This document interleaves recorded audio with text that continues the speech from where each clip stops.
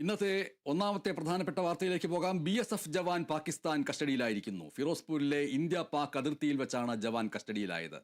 അബദ്ധത്തിൽ നിയന്ത്രണ രേഖ മുറിച്ചു കടന്നപ്പോഴാണ് പാകിസ്ഥാന്റെ ഈ നീക്കം.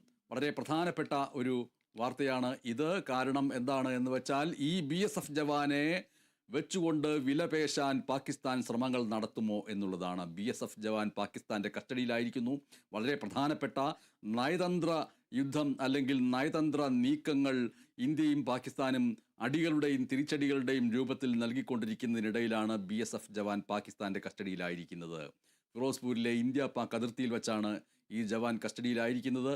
അബദ്ധത്തിൽ നിയന്ത്രണ രേഖ മുറിച്ചു കടന്നപ്പോഴാണ് പാകിസ്ഥാൻ ഈ രീതിയിൽ BSF ജവാനെ കസ്റ്റഡിയിലെടുത്തിരിക്കുന്നത് എന്ന വാർത്ത വരുന്നു. ഇരു വിഭാഗങ്ങളിലെയും സൈനിക മേധാവികൾ ഈ വിഷയത്തിൽ ചർച്ച ചെയ്തുകൊണ്ടിരിക്കുന്നു. ഈ BSF ജവാനെ തിരിച്ചു കിട്ടുന്നതിന് വേണ്ടി ഇന്ത്യ ശ്രമങ്ങൾ നടത്തിക്കൊണ്ടിരിക്കുകയും ചെയ്യുന്നു ഈ നിമിഷം.